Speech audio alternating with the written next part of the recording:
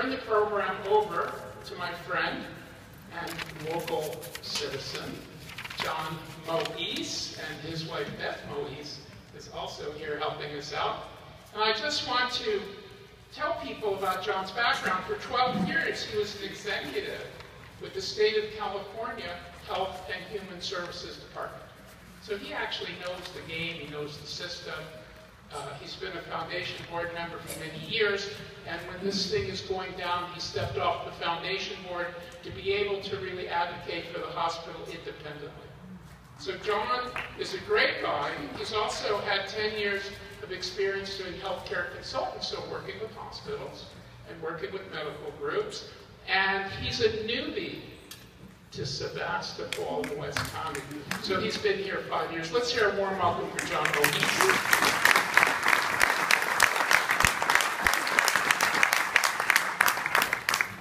Thank you, Ed, and everybody. When we moved to Sebastopol, this is going to be our home for the rest of our lives. And we came to be parents and grandparents. What I didn't realize is when you move here, you can't be a Sebastopolian until you've been here for a couple generations. So I'm happy to say we now have a 1.5-year-old grandson who will be able to take up that mantle when the time comes. Wanted to add a couple of other things, both about tonight and about myself. Tonight, what it's about is to say, we really want the hospital to reopen, but is it really possible?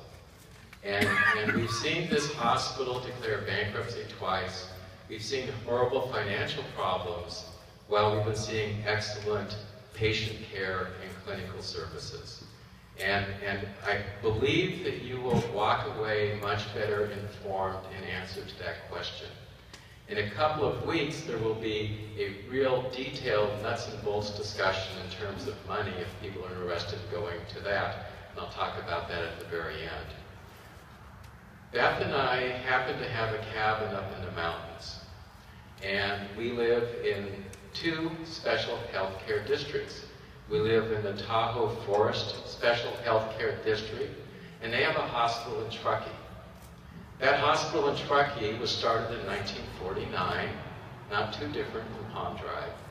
That hospital in Truckee has 27 beds. That hospital in Truckee has no parcel tax. That hospital in Truckee makes between $3 and $5 million a year profit, while the doors are open to everyone. And that hospital in Truckee receives multiple quality awards from independent entities. So that was what I knew about district hospitals before moving to Sebastopol. Yes, it can work. For a couple of years, I was asked by the board of directors at Tahoe Forest to serve on what was a Citizens Oversight Committee. And so I was one of the general public members and became very familiar with the operations of the hospital. It was primarily focused on money. So when I come down here, I come with an interest in healthcare, and Beth and I do some work on that, in that arena, and started to get more familiar with the hospital here.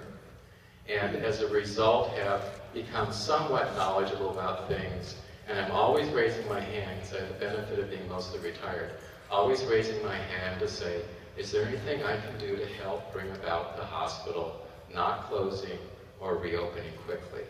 And so it's a real delight for me to be able to help bring some of that information forward and to help guide the program tonight, so thank you very much. One of the things that I found out was that generally there are 3 ambulances a day that used to go to Palm Drive. When you ask the county how many ambulance trips from January 1st till April 28th would have went to Palm Drive, the answer was just over 3 a day.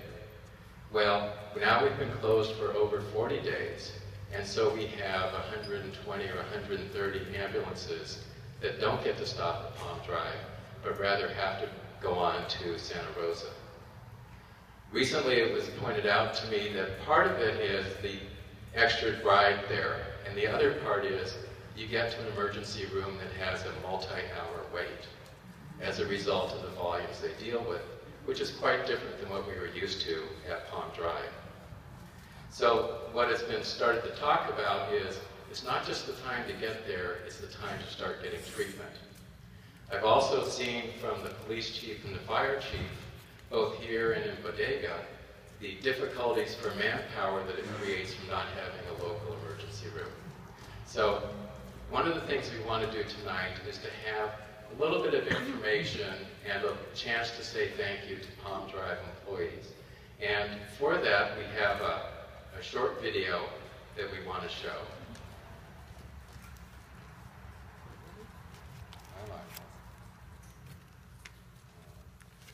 Okay, and then I want to talk about tonight a little bit.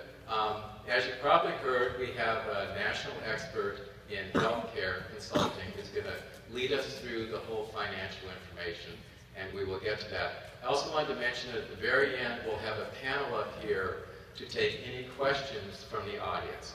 And so we'll have folks sitting up here in the chairs to respond to any questions you have. We do ask, though, that we hold questions until the very end for the question and answer period. Does that sound all right?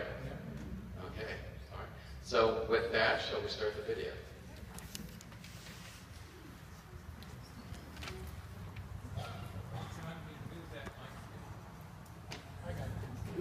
I'm here to say to you that if it wasn't for Palm Drive Hospital, I wouldn't be alive today. I wouldn't be breathing, I wouldn't be speaking to you. And right here on this porch, I coded with a massive heart attack and died. And within a few minutes, the expert technicians and physicians here brought me back to life. He was basically white and gone. And the emergency room staff ran out of this door. They jumped in the car. Dr. Betts jumped on top of him and started pounding his chest and didn't stop until she got him into the emergency room. She was on top of the gurney. They brought him into the emergency room, and the whole staff brought him back to life in the next 5 minutes, but he was basically dead. And I'm so grateful to the staff here. I know that if it wasn't for Palm Drive Hospital, he wouldn't be alive. Palm Drive Hospital saved my husband's life and made it possible for me to continue the rest of my life with them. So thank you. I've been in Palm Drive emergency at least 7 times with bowel obstructions. And I got to stay numerous times. Spent Christmas at Palm Drive. But I'm really thankful that the hospital's there, because I wouldn't have made it to Memorial. Just wouldn't have made it. Numerous relatives that have been saved at Palm Drive. My father was saved at Palm Drive. Besides saving me from my incident a year and a half ago, my mother-in-law was also saved here. Palm Drive saved my life. He's my life, you know. He's the one I rely on. He helped me take care of my aging mother. He's helped me with every part of my life, and I almost lost him a year and a half ago. He was basically gone, and this hospital brought him back. I can't imagine not having. I can't imagine not having him here. My life would be completely different. When my husband got sick, he went to Palm Drive. It was a feeling I've never had in a hospital before. We were family, just as patients and the patient's family. What's really different about Palm Drive is the collegiality between all the different departments and physicians. I could tell it was different my very first day of work. You could feel how much the staff cared about each other, how much the staff cared about the patients, how well the physicians interacted with the staff. The staff that I worked with was incredibly dedicated. The type of person that goes there to work is a certain type of person. The person that really wants to do good for the community and do good for the patients, and is not so distracted by fancy charting systems or money. Really, we were all there for the community, and I think it really showed in the care that we gave our patients. I felt like my patients and my coworkers were family. I saw the same patients on more than one occasion, and I developed a relationship with those patients. It's what's in the heart that matters, and that heart was given to the patients. This is sort of more like the hospital Norman Rockwell grew. It's hard to explain in words, but if you know the sense of family, that's what I've lost. And I love Palm Drive Hospital. I miss the people I work with. I miss the community of Sebastopol that I was part of. I have to say I am so grateful from the bottom of my heart for the service that this hospital provided for me. And I sincerely hope that it continues to operate in the future for others like me. So that for me, I can continue to serve this community that I love so dearly. I think it's a very important asset to the community, and it's going to save lives. I'm really concerned for my friends and residents in the Sebastopol community, especially outside the community. There's over 5,000 students attending school in Sebastopol. They go bad faster than adults. You have a child and their temperature can be 100, and in 20 minutes it can be 104. It goes fast with those little people. And they need to have a place that's close. You can't trek over there for 25 minutes through the traffic. You can get through the traffic, and then have to wait another 25 minutes in the emergency room. As a community member, I don't want my fellow citizens here to lose this opportunity to have care that is so expert and valuable.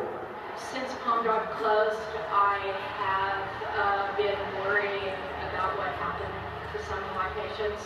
Many of them don't have transportation and couldn't get to Santa Rosa easily, and by the time they do get to Santa Rosa, are going to be sicker than they would have been if they had been seen earlier, and that really bothers me a lot. I do worry about those patients now. I hope to see them at my other job. I think that already we've lost a few, sadly, who were not able to get this type of care that they get at Palm Drive. Undoubtedly, there's going to be some fatalities. There's already been some fatalities, but there's going to be more fatalities that we don't have to have. But to save these lives of people that are depending on the small community is very important. So we really need to open it some way, somehow. I really would like to see Palm Drive open up again because I think the community needs it. I'm really afraid. I feel fear not having a hospital to go to if something happened to myself or my husband or one of my close friends. I just feel like we need to do everything we can to keep a hospital nearby so that we can sustain life and take care of our families and our neighbors and our friends.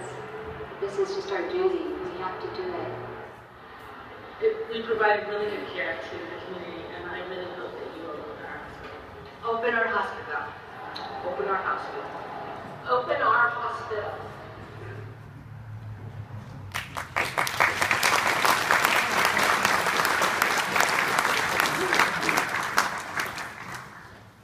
There are a few seats if people standing in the back would like to come forward. If you have an empty seat near you, would you raise your hand just so people can see? So there's a number of them over here. If anyone would like to sit down, most welcome to. One of the key positions in this community is Dr. Richard Powers. And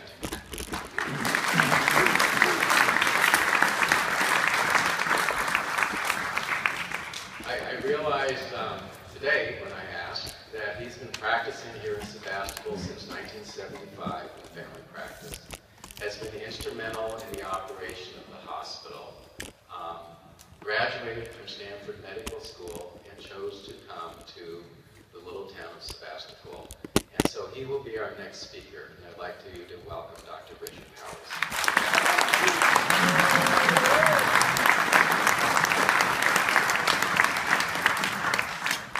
Thank you very much. I'd like to introduce the people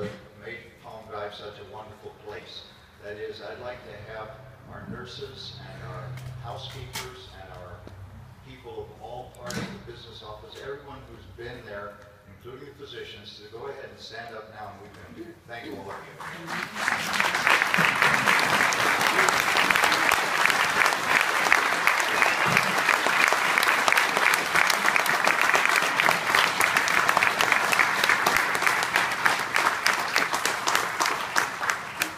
Those are the people that make our gem of a hospital what it really is. It's wonderful to have an emergency room that saves lives, and other places do that too. But what's unique about Palm Drive really is the quality of caring. It came up in the video, but I think many of you have been there. Will tell me the same thing that lots of my patients say. They've been to many hospitals, and the best experience they ever had in a hospital was at Palm Drive, and I think it's the caring of the staff and the real commitment to wanting you to get well in a personal way, like it's family. That is a unique advantage of Palm Drive Hospital. It's not just that our emergency room can get patients in the cardiac cath lab when they have an MI quicker than the Santa Rosa Hospital can get from their own emergency room into the cath lab, or that we have a premier stroke program that saved many people from paralysis. Those are very important, but the caring is what's the unique part of Palm Drive. So I would say that we live here in West County because this is paradise. It's the beauty of the weather and the people here, but it's also the commitment in our West County that so many people have said, I want to make this a better place to live, and they put their energy into that. And I think that's what we're asking tonight is put our energy into making this a better place to live, get our hospital back, and this will continue to be a great place to raise a family, to make a living, to work, grow old, and retire. So I think the gem of our hospital needs to come back, and let's say that thing. I think to talk about a little bit of the programs that are involved, I think Dr. Bernstein is Dr. Bernstein here somewhere? I heard he was here. There's a little bit about programs that are part of what will make Palm Drive successful in the future, and things that really are much broader than just our own community. So, Bernstein, go. Thanks, Rich. I'm Alan Bernstein. I'm the neurologist. I'm the director of the stroke program at Palm Drive. And I use the present tense because I really believe this is a program that is essential to our community. It's also a program that we will recreate. We don't have to recreate it. We have the best stroke program for a hospital of this size in the country. We've been recognized nationally. We've had grants from the National Institute of Health, the smallest hospital in the country, to get that kind of grant. Clearly, it reflects our staff, it reflects our community, it reflects the commitment of everybody to make this the best place, not just in the West County, but literally in the country. You can't get better care. I've been to multiple large hospitals. I've been on the staff of multiple large hospitals. I've got to tell you, we may call UCSF about a problem, but as somebody mentioned earlier, they can get into, we can call them, patients can't get out of UCSF's emergency room into their stroke unit as fast as we can get them into our stroke unit. So we have the best program, we want to keep it. We also have programs to expand in this facility. We have programs in memory disorders. We have programs in headache disorders. We have a whole variety of things that need our hospital to be functioning. So we have a lot to do. We have a lot to look forward to. But we will continue to make this the best place anywhere.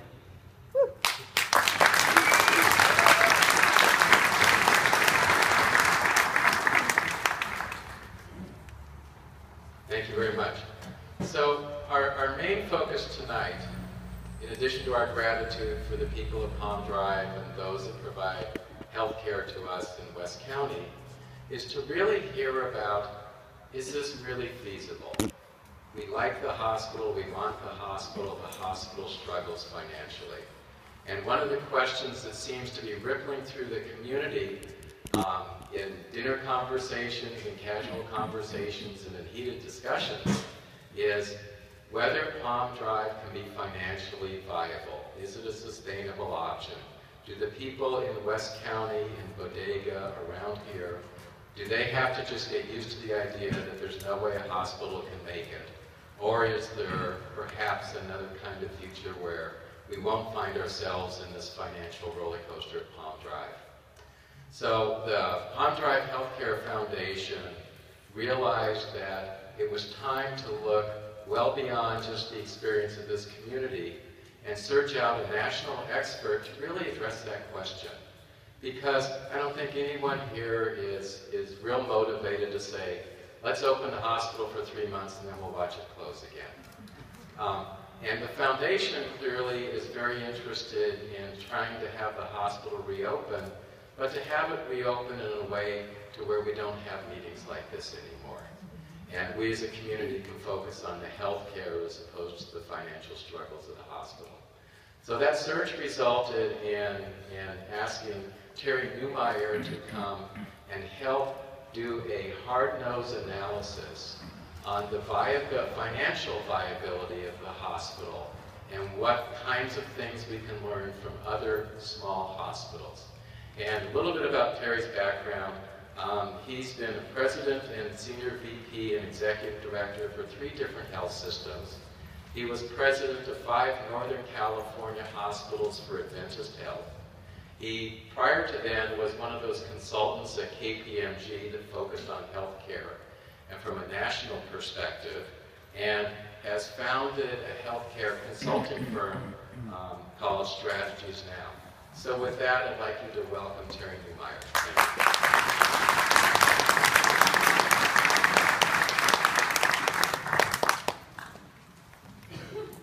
I'm going to address you this evening as the patients of Palm Drive. As we were getting ready to launch this evening, I got a chance to walk around the room and shake hands with several folks. And as we did that together, it became very clear to me that there's a lot of passion in the room for patients.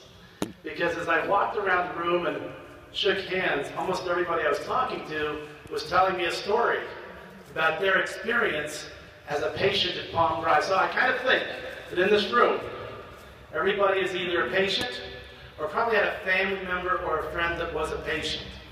And you are, in fact, the patients of Palm Drive. I know, too, that the loyalty to the mission of the staff there was absolutely amazing. Everybody talks about what a special place it was. And so I've learned in the last several days as I've made my way around the streets of Sebastopol what great respect there was for the employees of this hospital. And what great respect there was for the excellence that the doctors brought to this hospital. The appreciation for the volunteers. I'm sure several of you sitting here have volunteered for maybe hundreds of hours or even thousands of hours at the Palm Drive Hospital. And furthermore, the respect for the district board members. My goodness, can you just imagine the strain and challenge of going through the process of having the light at the end of the tunnel go out and dealing with the fiduciary obligations of working through responsibility through this process. Not an easy assignment. I have respect for everyone associated with this, and I come to you this evening to address this in the spirit of, well, being visionary. Some might say, hey, we've got a crisis. How can you be visionary in the midst of a crisis? The fact is that a crisis creates an opportunity. It kind of lets you start over and do something new. This word vision is special. And, well, I'm 59 years old. As I look around this room, I get the sense that there are many of you that, like me, are over 50. And you might think back in life about that time when you went to the optometrist for your very first visit. I don't know if you can remember that or not, but I remember it quite distinctly. Happened over a decade ago. I was in my mid-40s, and as I went to the optometrist, I confessed that when I was in a dark restaurant and there was a menu with small print, that I was having difficulty seeing the menu. By the time the optometrist was done with the examination, and he gave me a prescription for new glasses, he let me know, Terry, You get these glasses, and you not only are going to be able to read the menu at the restaurant, but you're also going to see a friend on the other side of the shopping mall now. You also are going to see the road signs that tell you where to exit. And you know what? It was true. I had more issues with my vision than I even realized. I all of a sudden discovered that the trees outside my house had leaves on them. They weren't just a green mass. And the lens that I got from the optometrist changed everything for my vision. I believe that your Palm Drive Foundation board this evening, more than anything else, is looking for tonight to be all about producing vision. Vision for every community member. Everyone in this room and everyone out in the district, the close to 60,000 people that are concerned about their health and their well-being in this wonderful community. Let's go on with the slides. I want to talk a little bit more about the wonder of this great hospital. It's an award-winning hospital. Oh my goodness, for a small hospital, it's kind of amazing what it's accomplished. And the hospital has had medical excellence. The very essence of performance at this hospital has always lifted the organization to amazing metrics. Caring and compassion has been part of the testimony just about everywhere I go around this town. And so without even looking at metrics, I know that everyone here would vote that it absolutely has been that. And then, community commitment. How often does a room like this get filled? In the middle of the week. Look at the commitment around this room. Just look at each other and realize this community has amazing commitment. Are you proud of these attributes? If you are, give Palm Drive Hospital a round of applause.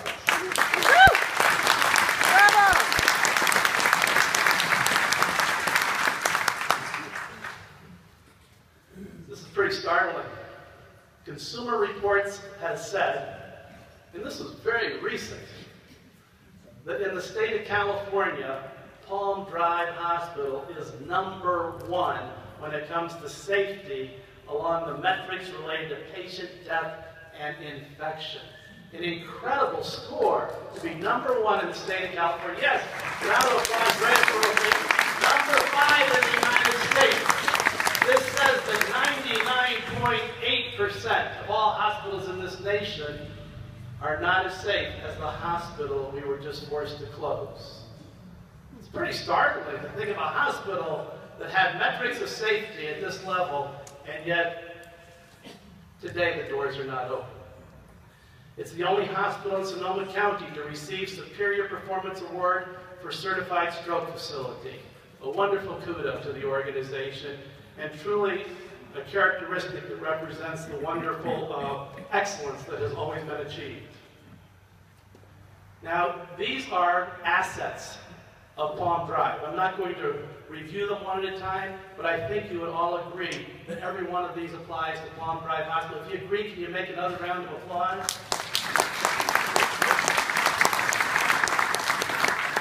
So caring is important, right?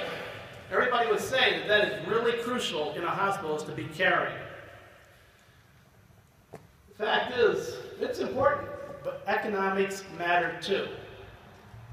And because of the economic challenges, we have run into a situation where Palm Drive Hospital was forced to close on April 28th.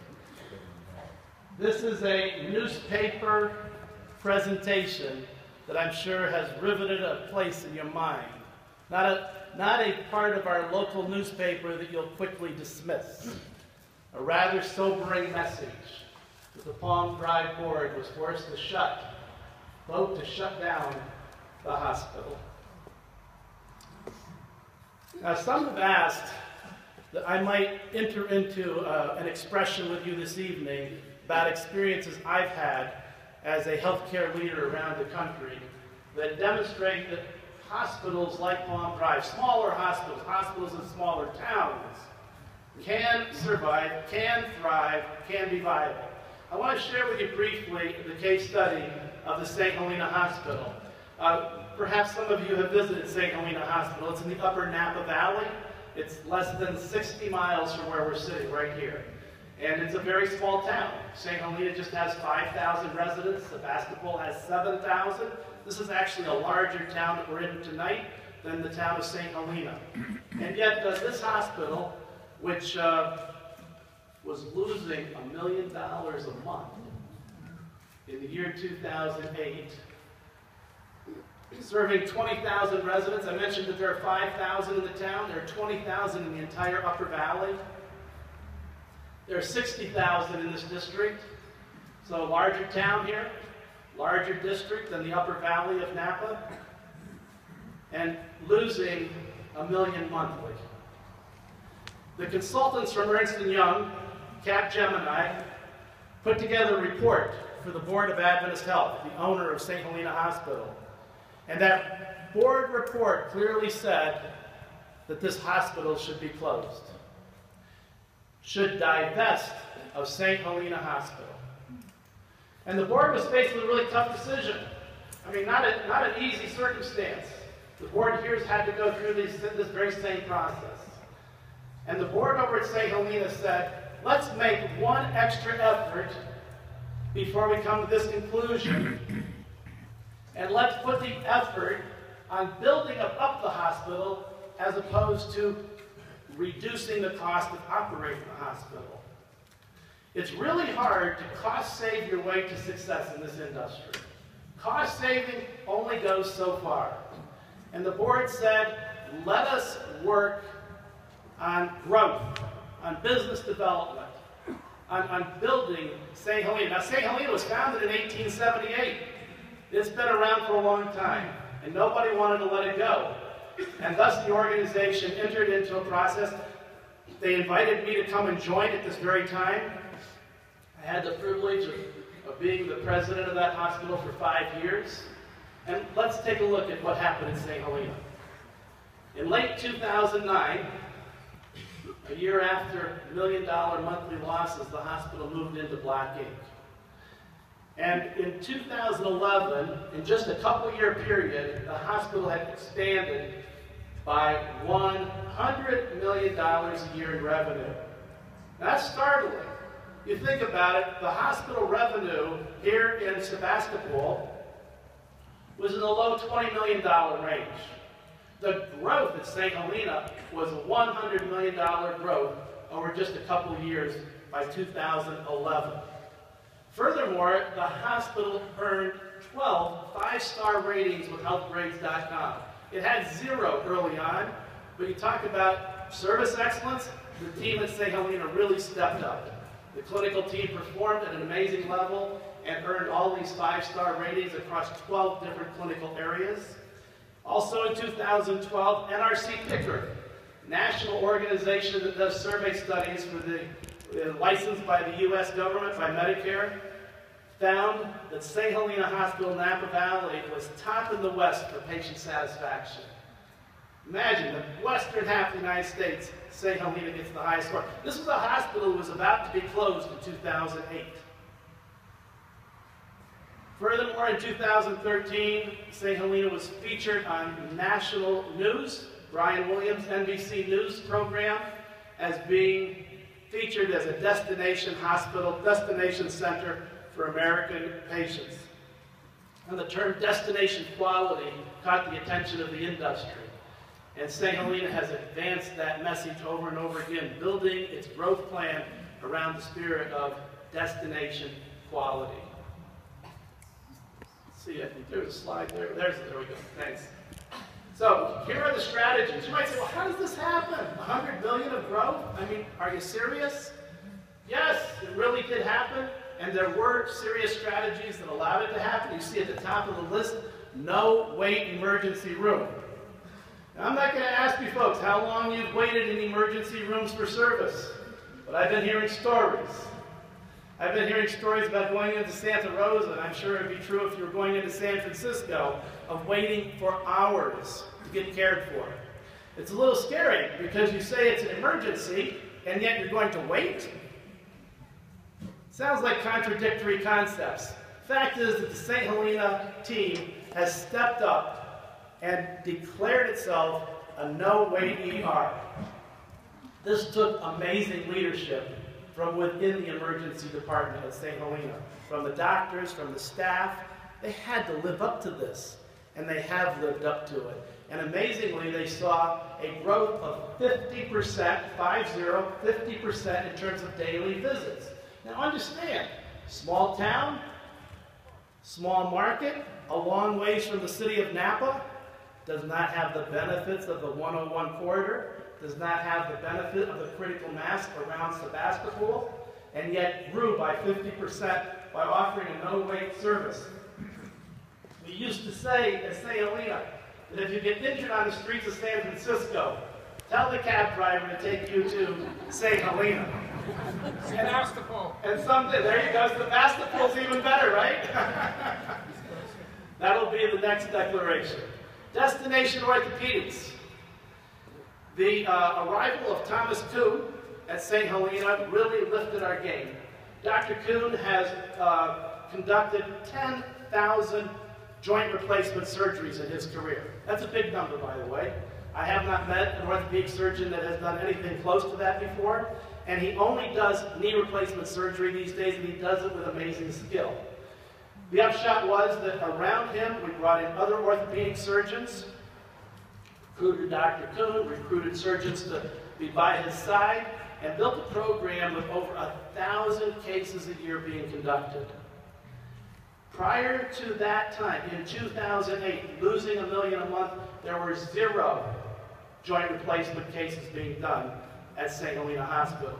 To go from that to over 1,000 a year gave an amazing lift to the organization, and one orthopedic surgery, one case, puts $10,000 toward overhead in the bottom line of a hospital. So 1,000 bucks times $10,000 absolutely improves the performance of any hospital that is performing at that level. Destination Cardiac, the first open heart surgery in Northern California was conducted at St. Helena Hospital. St. Helena Hospital, for some of you that have been around for decades, you might even remember that era. But St. Helena Hospital lost some of that luster and did not have the same reach. But that reach was reproduced.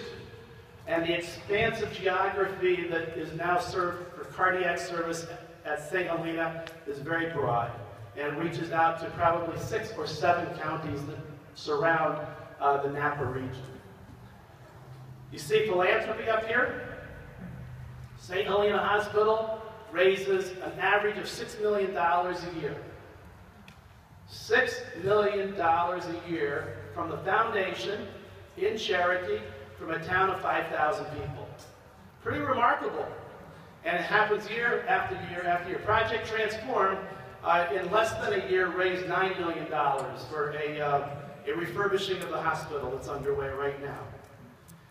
Corporate alliances involved reaching out to vendors of great significance and asking them to make a special investment by giving the hospital money to do research and development related to their products.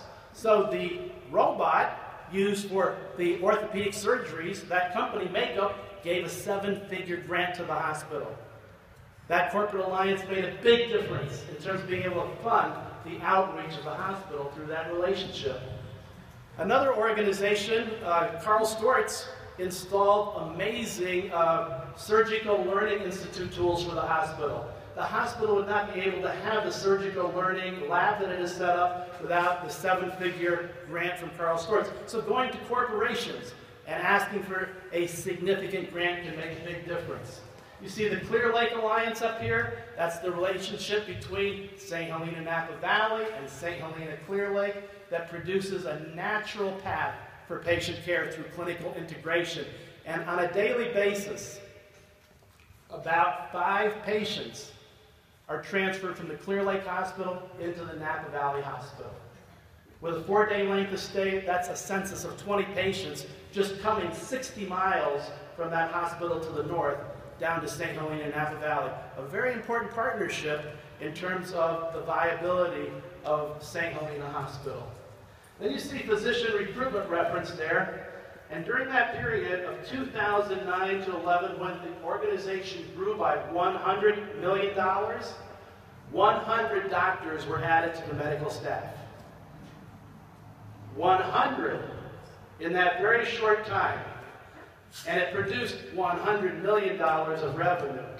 The average physician will generate about $1 million a year at the local hospital. That varies greatly by specialty. But the entry point to the hospital is not the front door of the hospital. The entry door to the hospital is the doctor's office. And if you have a large staff of very qualified doctors, it creates lots of entry points. And it helps to build the volume and build the revenue. And finally, you see the Well Now Showcase. I'm guessing some of you in this room may have taken strolls up and down the main street there in St. Helena and may have seen the Well Now Showcase. It's a art gallery, a media gallery down on Main Street in St. Helena that promotes with educational tools like you might find at an Apple computer store with kiosks and very contemporary features. It promotes the merits of wellness, health, and education around the services at the hospital. That showcase presently generates about $4 million a month of revenue for St. Helena Hospital. And you'd say, oh my goodness, how is that possible? But the fact is that St. Helena has some fascinating products, services, and they get featured there at that storefront. And that storefront does both bricks and clicks, meaning people walk in off the street, and they work with social media. They have a call center that's working worldwide with patients that find St. Helena on Google, on Yahoo, and through the internet. And people are calling in from around the country, relying on that Well Now Showcase to guide them to where they can get the best care possible. So why do I share this with you? Why do I share that with you? The reason I share it is simple. It did not take a strategy for St. Helena to fix its problem. It took a bunch of strategies. And they were extraordinary strategies. But oh my goodness, what a difference it made for that organization in terms of lifting its position in the market, in the industry, from an institution that had 7-figure monthly losses to an institution that had new vibrance and found its way to new levels of excellence. Now, it's not just a story about St. Helena. Let me give you a few more examples. Here's a story about, and I'm not going to go into detail about each of these, I'm just going to show you names and high-level detail, but Frank Howard Memorial Hospital is just north of here up in Willits, on the 101 corridor, about an hour and a half from us. 25-bed hospital, and in 2011 had a $6 million bottom line. Very small hospital, very small town. Central Valley Hospital, that's over in Hanford, maybe an hour south of Fresno. 36-bed hospital, oh my, in 2011, $20 million bottom line performance. Earlier, John talked about this hospital in Truckee, Tahoe Forest Hospital, in 2011, a $6 million bottom line. And then in Fortuna, we see another 25-bed hospital with a $9 million bottom line. And finally, Barstow Community Hospital, 30 beds, $12 million bottom line. We could go on and show you more pictures. Frankly, we had a couple dozen of these to be able to share, but you know, you get the idea. There are vibrant small hospitals in the state of California that can make it work. And they are in markets that are smaller than this market, and they have all the challenges that exist in this market. And so it is possible to be successful in the state of California in a small town with a small hospital. It's not only possible, the vision to do this is very rational and reasonable, and it certainly is achievable. Now the foundation has made this declaration you see on the slide. Foundation leaders have said, together, we will make Palm Drive successful. I think that's a profound step in behalf of this community, in behalf of this campaign, Open Our Hospital. The question is, what are the strategies here? What's going to be extraordinary here? How is it really going to work? So the district board clearly has one very extraordinary strategy that has been quite useful, and it's called district taxes. You know, I commend the organization, frankly, and the community, the region, for the $2 million of annual tax, because it truly is useful to the utility of making this organization work. This one strategy has been active over time now, and we're going to study this from the perspective of 2013. It's our last complete fiscal year. Fiscal year ends at the end of June for Palm Drive, so our last full year ended in June of 2013. The organization last year lost $1.4 million. Now, $1.4 million included this single extraordinary strategy that brought in $2 million of great value. Most hospitals do not get the benefit of that kind of a $2 million shot in the arm. But just keep that in mind as a baseline, because we're going to build from here. We're going to talk about the possibility, go one more, of philanthropy and what it can do in this community. Don't take too big of a gulp when you see that $4 million number. Remember that I just mentioned that St. Helena, a town of 5,000, raises $6 million a year. But furthermore, let's make it even wider than that. The United States population of 300 million people, men, women, and children, some poor, some rich, gives an average of $1,000 a year to charity. Think that through a little bit. $1,000 a year, there's $60,000 in the district, that's $60 million of charity. I understand that the district demographics are actually better than average, but let's call it average. $60 million of charitable donations a year. If you look at the U.S. average, about 10% of what is given goes to health care. That'd be $6 million a year. So if you think in terms of right now, across this district, if it's average for our nation, $60 million is given. Normally about 10% of that would go to health care. How much was getting to Palm Drive Hospital? As many of you might know, it was a very modest amount. There never has been a true test of bringing the philanthropy of the community to the Palm Drive Hospital. I worked at a hospital in Orlando, Florida in the past, where I was in a development officer assignment. When I started in that job, we were raising $1 million a year.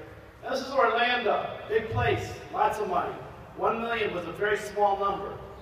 The hospital CEO said, we need to raise $100 million. I'm thinking, oh my, we're raising one and you want 100? This is quite a stretch. Within 3 years, we were raising over $30 million a year. History does not have to be repeated. You can absolutely break out of it and do the extraordinary. So I commend to you the concept of philanthropy as a starting point. Because you're a committed community, I believe this community can step up and do great things for philanthropy. I'm suggesting a brainstorm. And all of these puzzle pieces now will be brainstorms, okay? That $4 million would be reasonable to raise on an annual basis in this community. Next puzzle piece is physician recruitment. I mentioned to you that in the St. Helena region, 100 doctors were added over just a couple years. It's a big number. In the United States of America, there are 3 million people. There are 600,000 doctors. There's one doctor for every 500 people. In the Palm Drive district, there are 60,000 people. I understand there's less than 30 doctors that are here full-time. If there was one for every 500, do the math. There'd be 120 doctors. Now, I'm not going to build a case that all 120 should be here in this district. Some of them need to be in San Francisco. Some of them need to be in Santa Rosa taking care of people from here. But certainly we could add 10 more doctors, couldn't we? If we're at about 30 doctors, could we not be at 40? Knowing that on average we'd be at 120 if we just had the average mix that exists across our nation. 10 doctors added to Palm Drive Hospital would put 10 more front doors on the hospital, 10 more entry points into the hospital, and based on the average I shared with you earlier, how much revenue does one doctor produce? You're listening, that's great, I love it. 1 million times 10 doctors, $10 million. Generally speaking, you can expect that 40% of that would be available to go toward overhead and the bottom line. 60% would be for variable costs. That brings $4 million of extraordinary benefit to the hospital if you have 10 more doctors. Very reasonable number to achieve. Next puzzle piece, bondholder partnership. I'm sure everybody here has heard about the bondholder situation. There's about $20 million, right, that's been loaned to this community in behalf of healthcare. Some of that money now is sitting in escrow. All of that money is in search of being collected. The only way to pay back that money is with taxes. The taxpayers have to agree to pay. This is at risk. The bonds are at risk. It's uncertain that taxpayers in this district would continue paying taxes long term and not have a hospital. The upshot is that the bondholders represent wonderful potential as partners. Okay? It's in their interest to have a hospital here.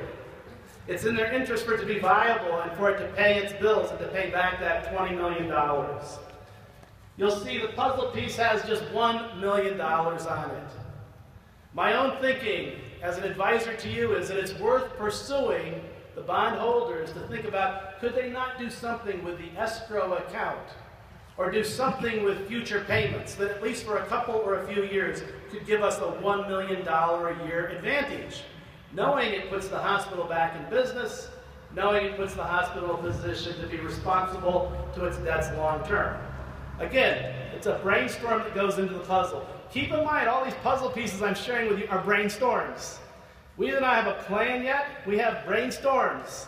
And we share them with you tonight and hope that you'll have more brainstorms and help us make the puzzle bigger and stronger. But the next puzzle piece is the no-wait ER. If Napa can have one, why not Sonoma? Why not have a no-wait ER where you get immediate service when you walk into the hospital?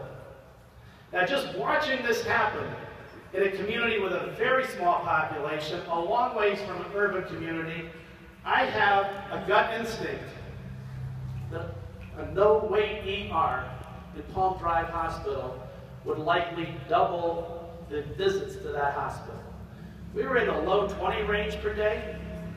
With a no-wait ER, it would be likely to be 40 to 50 a day. There are 350,000 people that live within 45 minutes of where we're sitting right now. 350,000. It produces 200-300 visits to emergency departments daily. Certainly another 20 or 25 of those people a day would love to come to a no-wait ER instead of going to a long-wait ER. Why wait 3 hours at another hospital when you can come to Palm Drive 15 minutes from 101 and have no-wait service? Now let's just imagine that we get another 20, 25 visits a day. Visits to the ED produce not just business activity in the ED, but the whole hospital, including inpatient care. If this was a typical situation, a couple of those patients would be admitted to the hospital each day. Let's call it 2 for our brainstorm. On average, a patient admitted from the ED to the hospital will contribute $5,000 toward the overhead of the hospital. If there's 2 of them a day, do the math over the course of a year, 10,000 a day, right? 2 times 5,000 is 10,000. Over the year, that's $3.6 million that it brings to the hospital to have a no-wait ED if these assumptions played out. Now, I would build a case that's going to cost $600,000 or $700,000 to educate the community on the ED and to adjust the engineering of the ED to accommodate a no-wait program. And so I take off the over $3 million apart and just go with $3 million. So you see $3 million attributed to adding a no-wait ER. Next slide is health system affiliation. There is great value to economies of scale. Palm Drive Hospital did not have economies of scale. A health system affiliation could drive at least 4 types of benefit. And I'm not talking about affiliation where they send in a manager. I'm talking about an affiliation where they take some risk with this hospital so that they really are driven to give it the very best benefit of economy of scale possible. Take payor contracts, health insurance contracts with a hospital. Palm Drive's contracts were likely 10 or 20% worse than what you'd find at the health systems in Santa Rosa. Really was taken on the chin with what health plans were willing to pay this little hospital that had no contracting clout. Furthermore, the cost to do billing and collecting, it's called revenue cycle management in the industry. To do that here, 8 or 9% of the revenue had to go to billing and collecting. Can you imagine that? 8 or 9%. It should only be 3 or 4%. So imagine dropping the cost of the billing and collecting by 50%. Then imagine improving the quality of the billing and collecting. I've heard a few stories about billing and collecting at Palm Drive. It doesn't get quite the same score as some of the other scores we were looking at. The fact is, by improving the quality of billing and collecting, it increases the likelihood of collecting and reduces bad debts. And the 4th category is supply chain management. Buying supplies, buying equipment. For a little hospital like Palm Drive to make purchases, it pays 10 or 20% more than major health systems pay, just for the basics. Take those 4 considerations together, wrap them into this brainstorm about health system affiliation, it could bring a $3 million benefit to the hospital in terms of a contribution toward overhead and bottom line performance. And then the last piece of this puzzle, destination orthopedics. You got 3 wonderful orthopedic surgeons in this town. Their reputation is grand. They have capacity to do a lot more surgery than they're doing right now. I would build the case for you based on my assessment, talking with orthopedic leaders here, understanding the community situation. By the way, this is a spectacular community. This is a destination, a place to be proud of. Wonderful place to come and have your knee replaced or a shoulder replaced or whatever you need to have done. This community's really got it going. And these 3 orthopedic surgeons are a wonderful starting point for building destination orthopedics. Without recruiting an additional surgeon, these surgeons could expand their practice to take on another 400 cases a year. 400 more a year. If they did an extra 400 a year, and it produced $10,000 a case, like the cost accountants say it will for this kind of procedure, that'd be $4 million that it brings to the bottom line or toward overhead contribution of this hospital.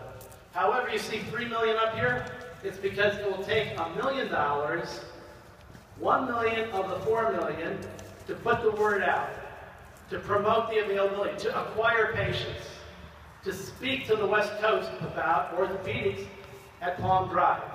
Again, it's a brainstorm. Please understand, all of these ideas are brainstorms. But if we did that brainstorm and applied the assumptions I just mentioned, it would bring a $3 million value to the performance of the hospital.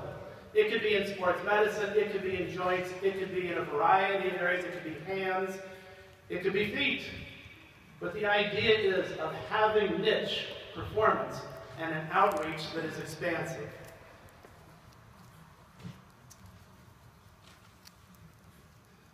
This is the most important slide. You see the heading there? It adds the words community support. And all these puzzle pieces down here, they each got numbers, but community support is priceless. And frankly, none of these brainstorms are possible without community support. And that's where I think you guys have got to step up and show your concern for being able to actually take a program that becomes concrete and absolutely drive it home. And I can tell just by looking around this room right now, the energy in this place, that this is something that can be very meaningful for you to engage on, and it is absolutely possible. Now some of you are probably thinking, yeah, well, what is the likelihood that we're going to do all of this, right? I just have this hunch that there's a few folks out there that are in their mind like, yeah, well, never did it before. What makes us think we're going to do it now? Well, let's say we can only do maybe half of it. Let's see what that does for us.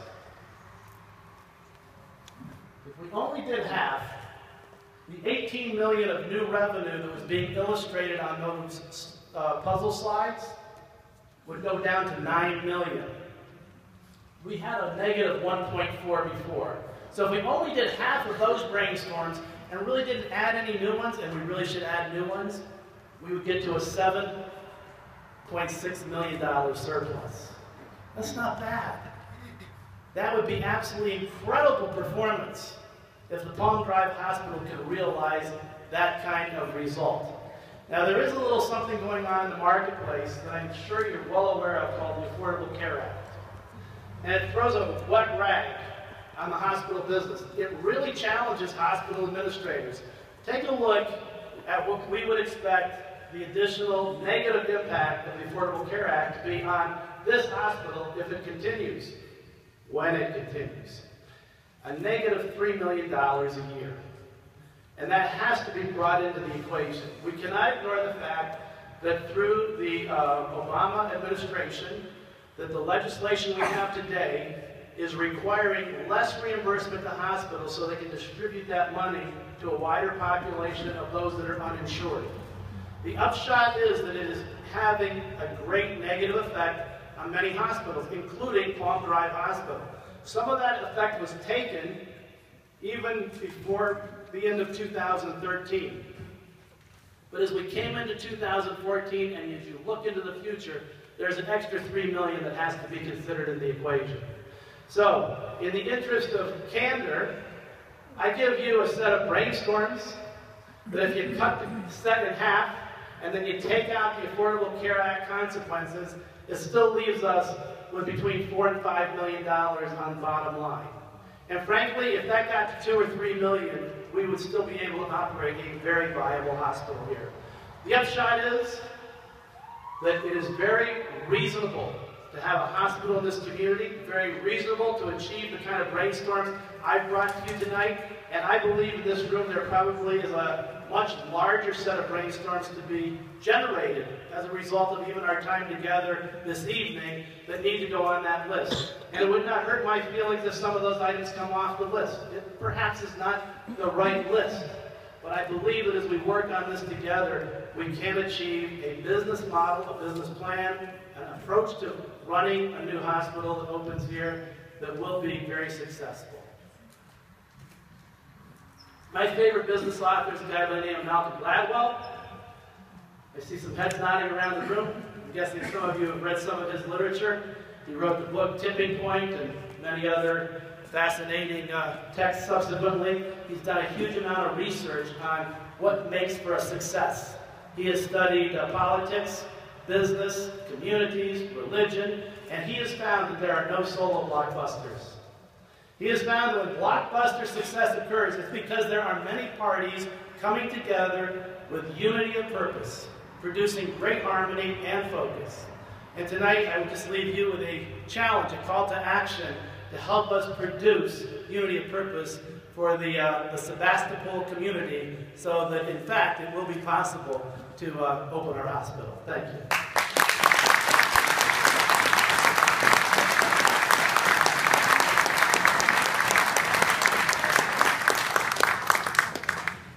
Okay, reminder, I need to talk a little louder. Terry's voice is much louder than mine. We'll have questions and answers at the end of the program. It'll be about 15 or 20 minutes.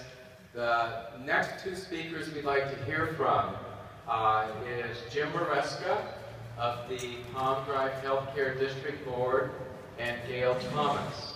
And Jim and Gail are among those of us that have been working very, very hard to navigate the waters to see how to reopen the hospital. Gail, as of yesterday, became the president of the Palm Drive Healthcare Foundation, and Jim has been the chair of the finance committee of the district board. So let me turn the mic over to them.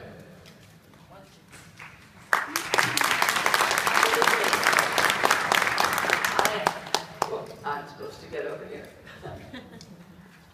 I am absolutely delighted to see all of you here this evening and to know that we can work together to create our puzzle pieces and go forward to open our hospital. I'm particularly pleased that Jim has decided to join us here this evening.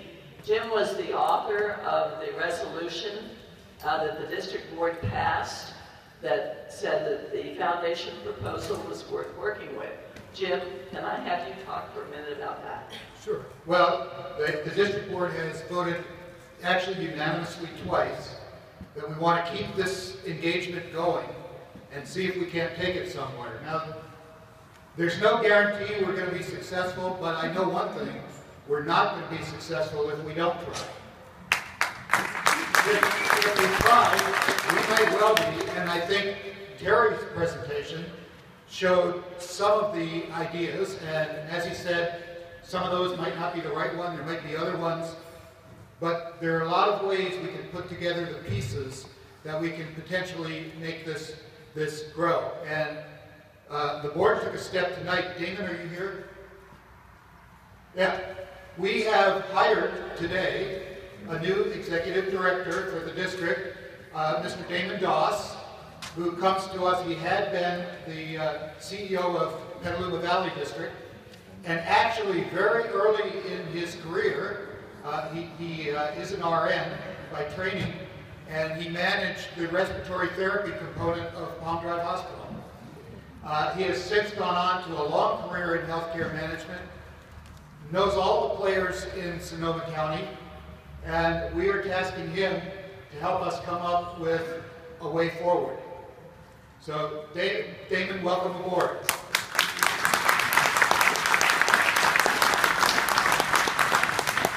And one of the other things that we need to accomplish, to a certain extent, when we go to a meeting like this, we're preaching to the choir.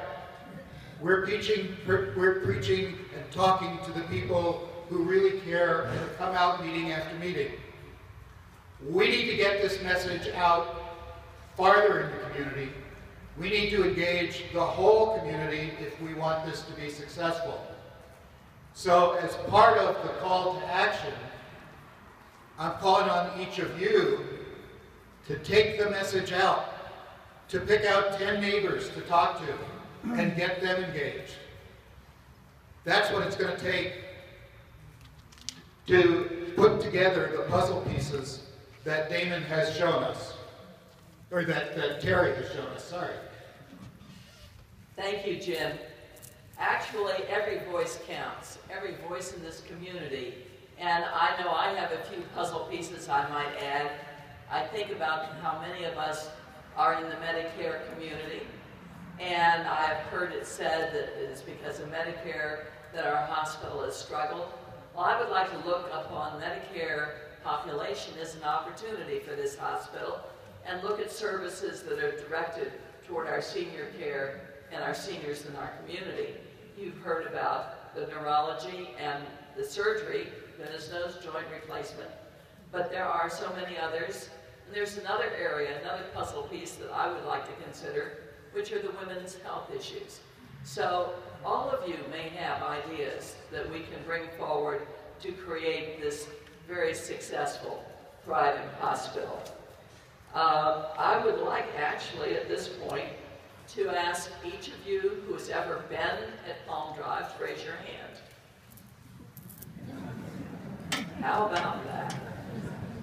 I'd like to ask you, really, in terms of just generally speaking, how many of you here would like to see the emergency room open?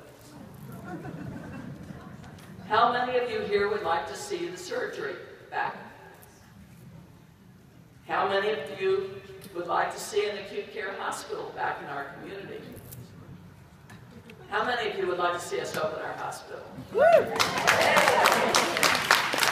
we go. So, actually, we are interested in hearing your ideas. It was, John mentioned to you where the foundation offices are, but I will also clarify the building that is directly across from the hospital that has the under-building parking is where we are located. So come, park, take the elevator up, and you'll find the foundation office there. We'd love to have you come by, tell us what you would like to do to help, pick up a button, and generally join our campaign. We are going to have a few minutes really to probably take a break before we have our question and answer session. But I think maybe it would be possible at this point to mention to you that we do have opportunities in the back if you wish to volunteer or to sign up. You have cards that were left on your chairs, and we would encourage you to sign those so that if you want to be kept in the information loop, we would have a way of getting information out to you. Jim, do you have anything further that you would like to encourage them to do? Let's get it done. All right. So, John, here, let me give it back to you. Okay, in case you didn't know, all the signs that we have over here are available for yours for the taking. They do not require a donation. They just require a place prominently displayed where people will see them. Want to start to have the panel members come forward. Gail Thomas, Jim Maresca, Dan Smith, Dr. Powers, and Terry Newmeyer. Can you come up into the seats here, and Dr. Bernstein? You need to give that mic around. That's what this one's for. What we wanted to do now for probably the next 10 to 15 minutes is to entertain any questions people have. I will get a mic, the wireless mic, and walk it around to anyone that has the question. One thing I'd also like to add, for those of you that really like to talk about dollars and cents and money, is that there will be an opportunity that Dan will tell us about on June 22nd. Yeah, so on June 22nd, Terry's going to be back here. We're going to hold a session at French Garden Restaurant for anybody who wants to get into the details of the financial planning that's going to need to go into reopening the hospital. It's going to be at 4 o'clock in the afternoon. It's a Sunday, and anybody's invited who wants to come. So Terry will be there, I will be there, some of the other business leaders will be there, and it's really focused on those of you who are financial nerds who want to understand sort of like what the trajectory has been of the hospital financially and how that can be turned around. All right, thank you. Got one mic that works and one that doesn't. All right, now would anyone who has a question have some hands raised? I saw your hand first, so let me start with you and then we'll walk around.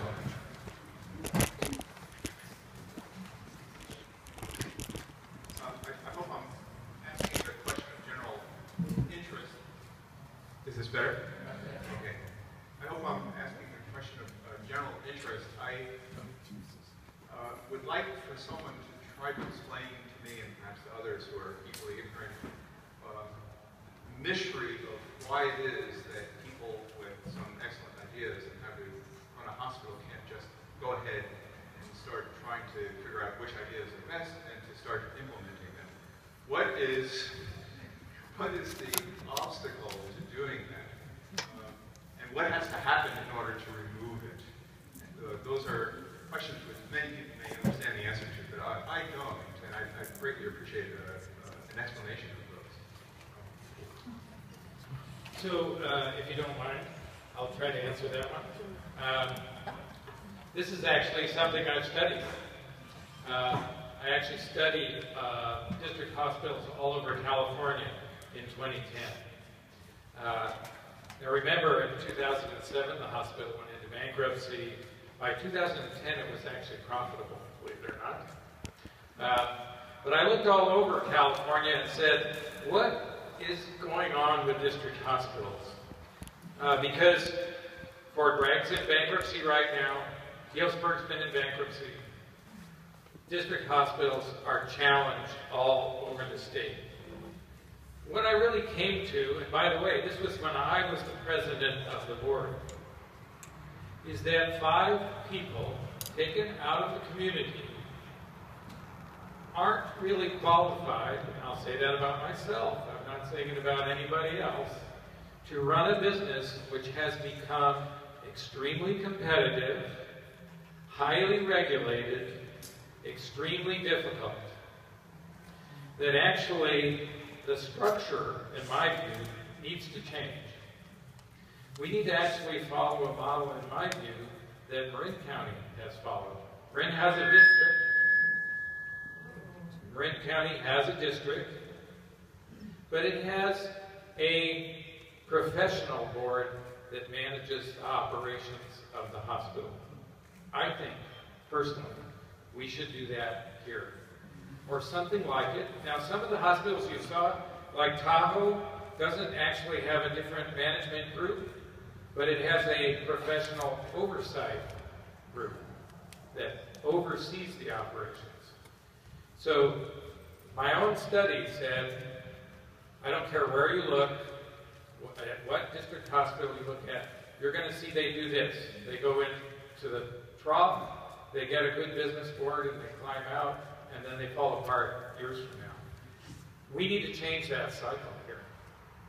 We actually need to have more intellectual capital at the table than any 5 members can bring. You want to? This doesn't yet answer my question. I greatly appreciate you're saying what we. I greatly appreciate your saying what we love to do, but my question is, why are we not in a position to do it? What is the obstacle that is preventing this organization, which seems to have a great deal of enthusiasm, a great many very fine ideas, from simply going ahead and trying to make those ideas work for us? And if I can, maybe. Well, let me approach it from a little different angle.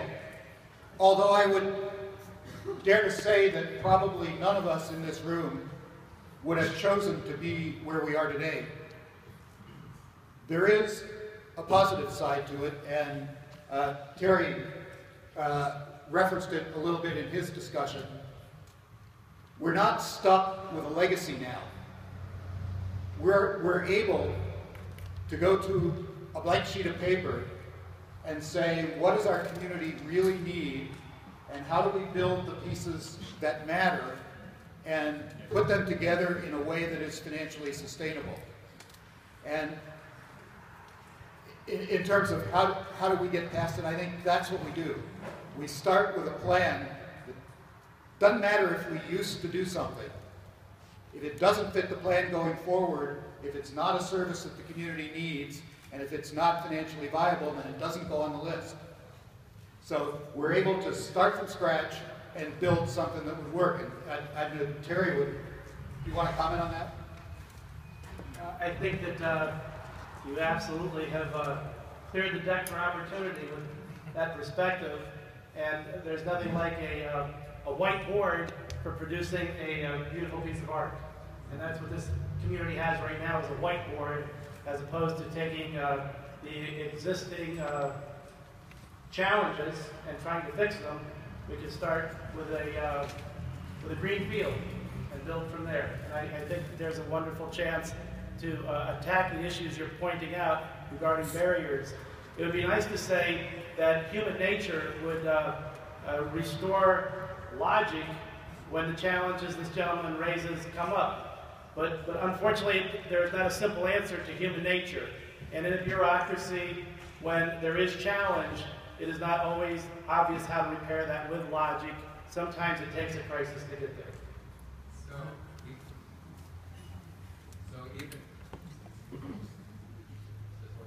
Nope. So let me try to answer that.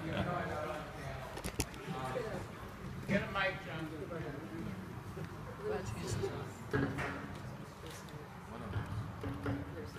This working? Okay. So I'm not on the foundation board anymore. I'm not on the district board. I'm just a guy that wants to see the ER open. And I'm aware that many people want to do the same thing. From what I understand, it takes a couple things to occur for that to happen. One is that the elected district board needs to decide that there is a viable plan that they can support and endorse to allow it to move forward. That then triggers some opportunities for licensing, it triggers needing to raise money and so on. I think, and far be it for me to speak for the district board, but as of this date, they have not come to that conclusion. What I see the foundation trying to do is to provide an ever stronger proposal to the district board to allow that to occur. So did that come more directly to your question? Much more directly. When do we get to vote on these? The question was, when is there an election? The election's in November, and there are 2 terms expiring in this November, and then the subsequent November, 2 years from now, there are 3 terms expiring. It's kind of an alternating one. Did that answer your question? Okay.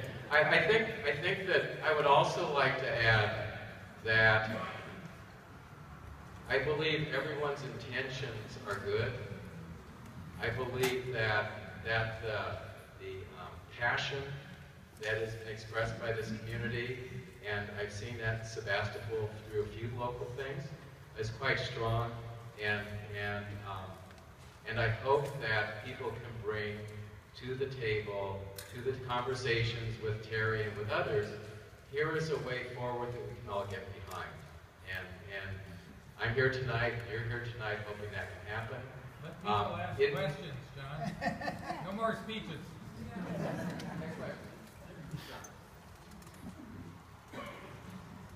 My name is Sean Eder, and in the spirit of full disclosure, I am a member of the Sebastopol City Council, and I am the partner of a Palm Drive Board of Directors member.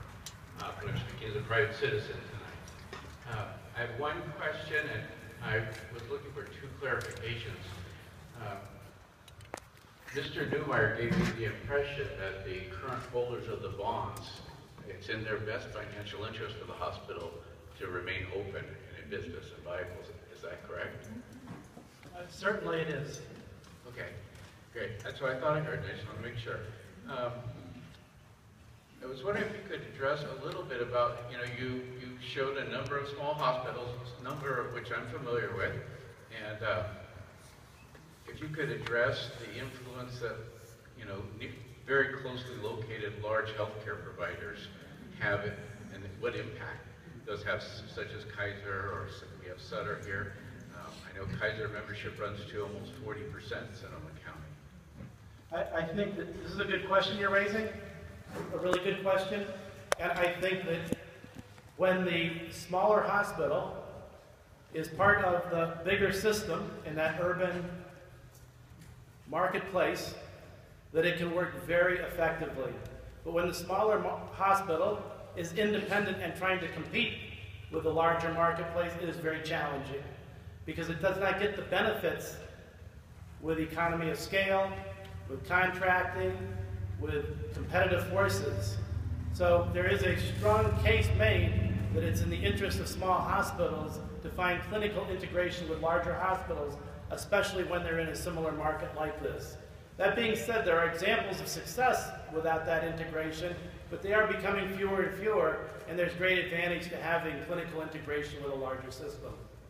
Would it be accurate, though, that most of the examples you gave are very remotely located in most cases that don't have those competitive pressures from a Kaiser in town or a Sutter Memorial Hospital in town? Yeah, I'd say it's a fair consideration from the perspective that we did not build the list with that question in mind. Okay. I do know from I've worked in 40 different markets from coast to coast, and I do know that there are small hospitals successful in urban markets. However, the challenge I referenced is also very apparent. So I think your point's a good one. And because of this condition, it requires some special attention to those dynamics as we advance right here. And finally, just one last thing. On the item, on the people that's handed out tonight, it indicates that the district board has accepted and approved 5-0 a proposal. Perhaps maybe board member Maresca could address that. Let me let Dr. Fowler talk first. Just one thing I didn't get a chance to say is, We have a great opportunity. Western Health Advantage is here, been here a year and a half. It's for people under 65. I believe that a lot of our local employers, lots of my own patients, would come if the cost wasn't 20% higher for their insurance product. So when Blue Cross and Blue Shield want 20% more, you go to Kaiser. And that's when your premiums are $800 a month. That makes a big deal. Western Health Advantage is price competitive with Kaiser. Next year, January, the SCAN, which is a managed Medicare product, which is in Marin this year, will be available to the seniors who want to join that kind of insurance. I think we get a lot of our market back working with our local employers who do have loyalty and will switch when they can afford it. So that's the big difference.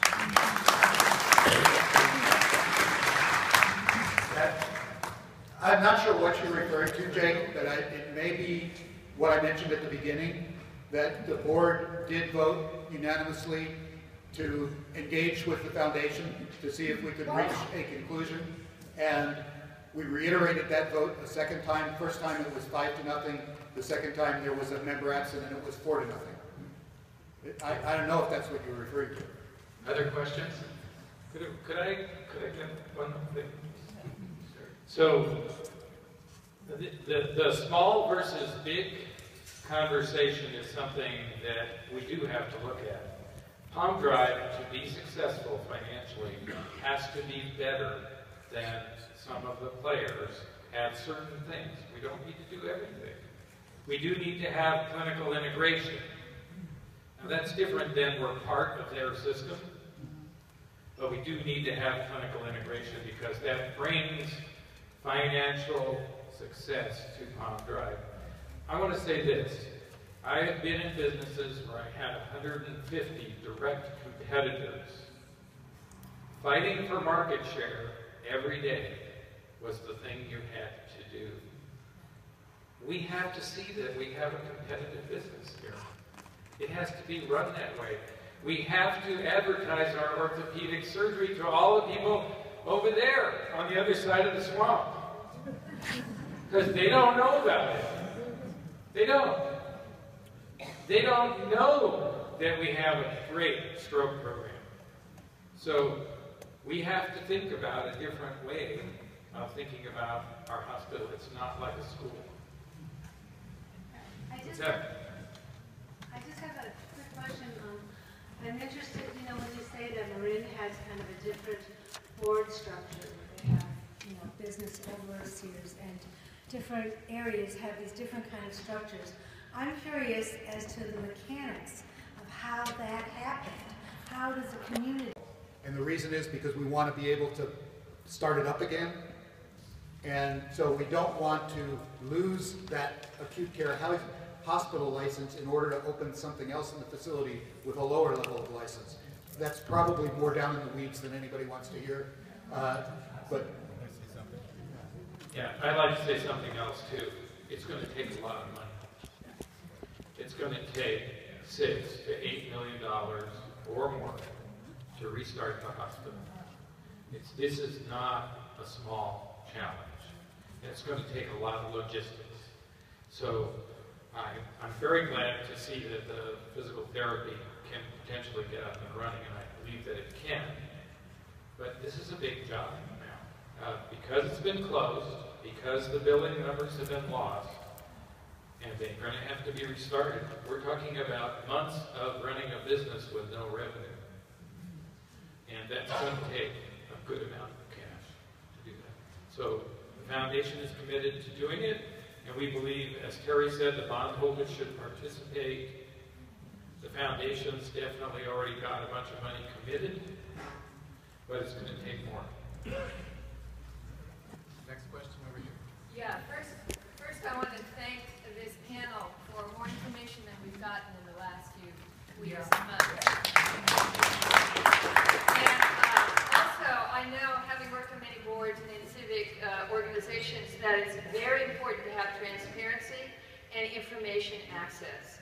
I want to thank you for opening up openarmhospital.com and for the comments that have been published on WACCO, but I urge you to find other ways to communicate basic information and facts to the community, a website where documents and budgets can be posted so that when we come to the meeting on the 22nd at the French Garden, or if we can't make it, we have another vehicle for offering brainstorming suggestions or other information. And I know that in turning a board around, public disclosure of all of the basic information is key to all of that. Transparency is essential.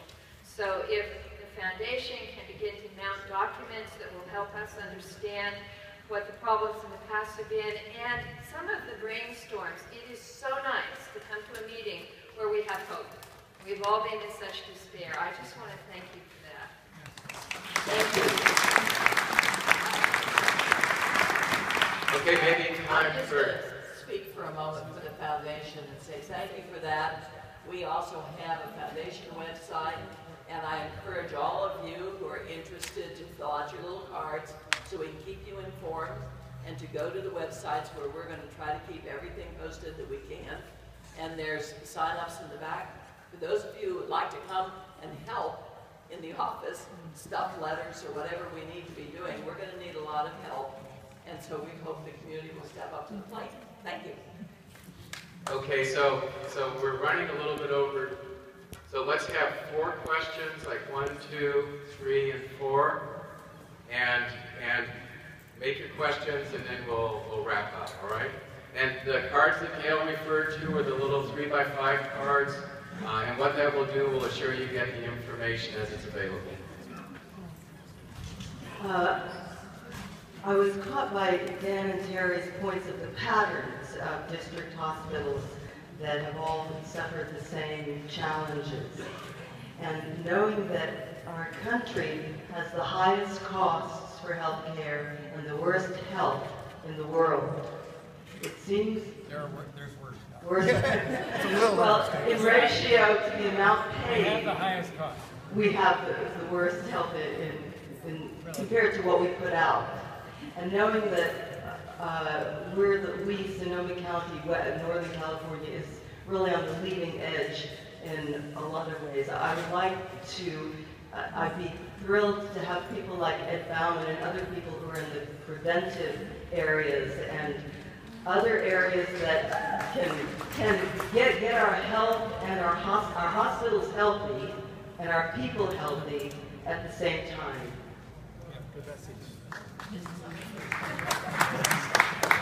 I'm going to free up Dan for just a second and say, those are the kinds of things that we're really looking at in terms of the puzzle pieces, because I think we are in a unique position in this community to look at some of the nutrition and the well-being questions in our hospital.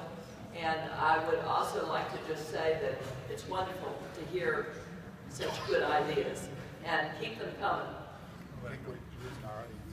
Holistic heaven. Hey, my name's Harry Sims, and I'm a physician here in town. I want to just say how glad I am to see both the number of people here and the overall tenor of this meeting. This is a business meeting. It's also, as said about vision, it's not about the actual bricks and the actual figures yet. But I got to tell you something about my background. I'm from a very small county on the East Coast, about 60 miles out of Philadelphia. When I was a boy, we got into a fight with DuPont Company over the provision that they wished that no one would build a piece of land that had more than a 10% slope going into the watershed. Reason? Silt. Makes it hard to make nylon. That community, 50 people, turned 50,000 people around. It went from a die-hard Republican county with a change of governor to Governor Schacht, and we formed the Freeholders Association, and we bought the development rights. That's the first fight I was in. The second fight I was in was over in Richmond with Kaiser. I'm a 30-year Kaiser fan, ran ERs. When Kaiser got the idea that they would buy beds on the market, it cost them tens of millions of dollars. They shut down my hospital, left the ER open, and I personally know of 3 people that died. I am still angry. What happened is the hospital staff and the people of that town, from the black Muslims to the little blue-haired ladies at the Catholic Church, to the cops, to the firemen, ended up out in the street. The bums were collecting signatures, 12,000 of them. All of a sudden, Kaiser Richmond is alive and well, and so is Kaiser Oakland, and has been for 20 years. This fight is more than winnable. You can have a hospital. There's more than enough money in this community. The problem is, people have to believe in it, and they have to keep believing in it, and you have to be willing to pay the premium that comes from being a wealthy subdivision, close to major hospitals, with a fantastic hospital here. You've got to be willing to organize. The first thing I'm going to challenge you is not 10 people. You go to 20 of your neighbors. You take those cards and turn them into the foundation so the information can keep flowing. You volunteer. This will be done by people. It's not going to happen without an awful lot of feet in front of them. That's not a suggestion or a question. It's the imperative here. You've got to get organized.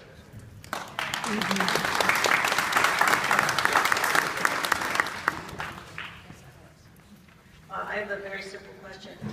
When it's time for me to vote, I do a lot of research. I read everything I can read. I figure out what I'm going to do and who I'm going to vote for or what I'm going to vote for. But when it came to the hospital board, I could not find any information about the candidates that were running. So I had no idea who to vote for. Is there a way that the foundation or some organization could provide information to allow us to vote for people on that hospital board based upon qualifications and such? That's my question. I guess that ended up, I was going to hand the mic to Jim Maresca, but I guess that ended up with me after all. Actually, 2 years ago, the foundation held a series of public meetings where the candidates for office were invited to speak to the public, and disappointingly few people showed up. I think what you're really suggesting is something that is a good suggestion we can follow, which is we can ask each candidate to make a statement and we can post it on our website. How about that? Last question.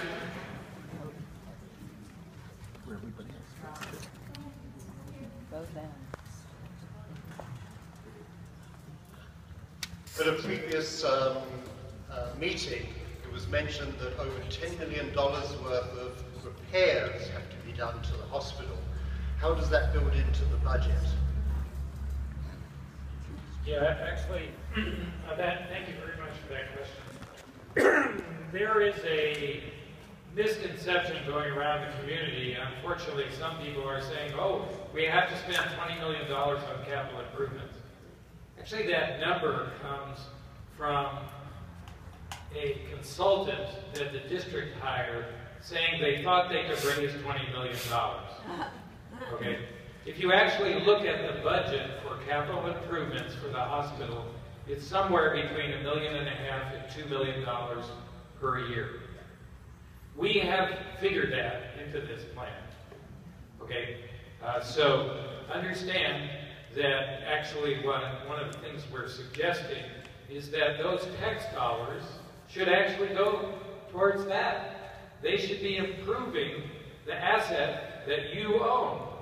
You own it. So what we're constructing, and what Terry's already given you some puzzle pieces for, is a business that is self-sustaining in a facility that you own, maintain, and upgrade with your tax dollars. That's a different model than what's been done so far. Now, I want to say one last little thing, because then we'll go. When Terry talks about a surplus at the end of the year, we can do preventative programs. We can have programs for seniors. We can do a lot more than a hospital when we build a financially stable business that is providing the care that we need in our community. That's why we need to run it like a business. It needs to make a surplus. I don't even don't like to call it a profit because it's a nonprofit entity, but it's money that can be used to provide transportation for seniors that can't get to their doctor's offices and other things. Okay, we have one additional question. Okay. This meeting's timely for me because 3 people told me to come yesterday, and then last night, for the first time in 10 years, my doctor told me to go to the ER, so I did that. But the question for the panelists on timeliness, I've been here an hour and a half, and I'm wondering, I haven't heard anyone hazard a guess or a goal about when we're going to open the doors. And can you help with that? What's the goal, and what's the goal? I'll take that one. I personally think it will be a miracle if we can do it before the first of the year. Now, having said that, this town has performed miracles before. So, I'll take you back to 1999 when Columbia Healthcare of America was going to close our hospital, right, doctor? And Columbia said to us, the people who bought it, we don't believe you can come up with the money. And they said on a Thursday, if you don't have $1 million in escrow by Monday in cash, we're walking away and we're just going to close the hospital. We had $1.5 million on Monday. So that was a miracle. In 2007, the hospital went into bankruptcy. It was losing $500,000 a month from operations. I know all of this. I went down there and said to myself, this will be a miracle.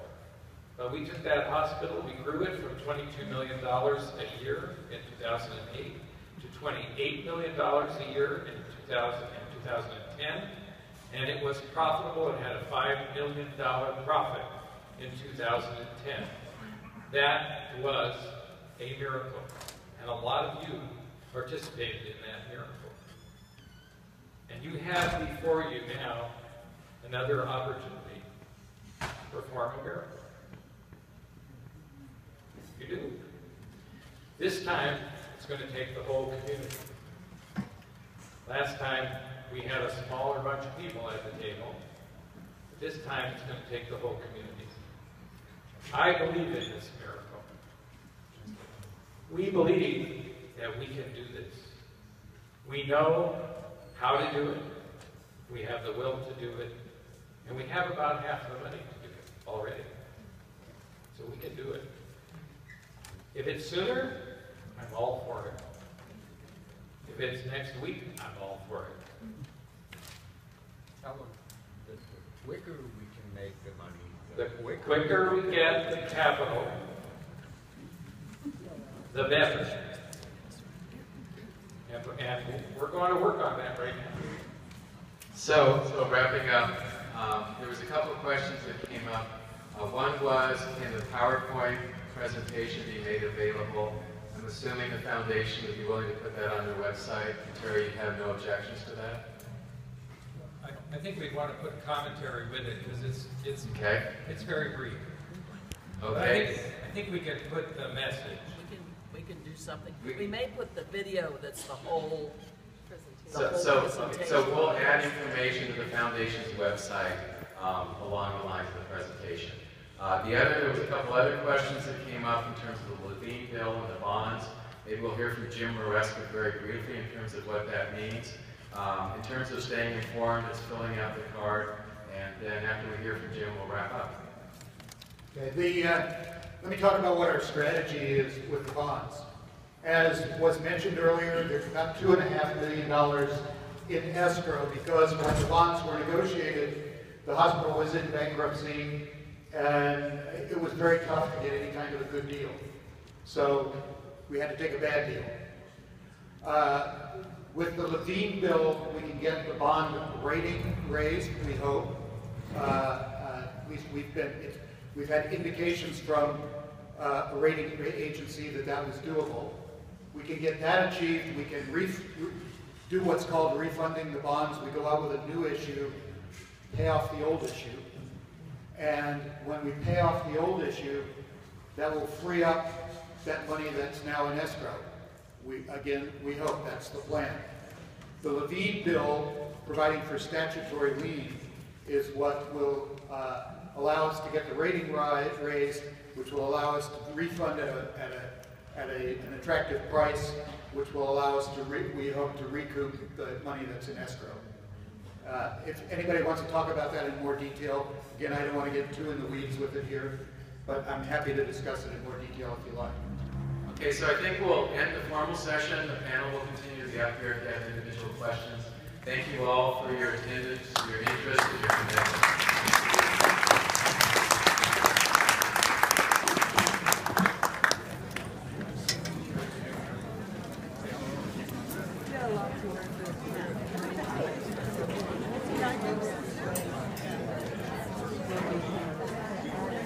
Please do. Thanks for bringing up the wellness tonight.